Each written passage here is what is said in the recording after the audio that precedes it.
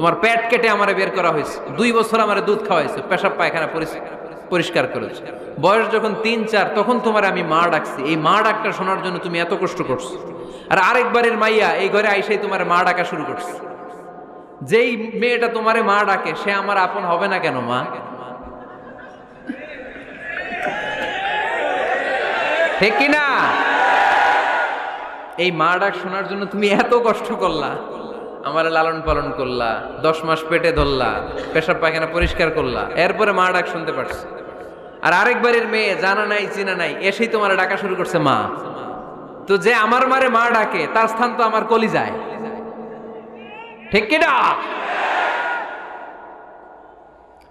শাশুড়ি আম্মারা যারা আছেন প্লিজ বৌমাদেরকে কষ্ট দিয়েন না।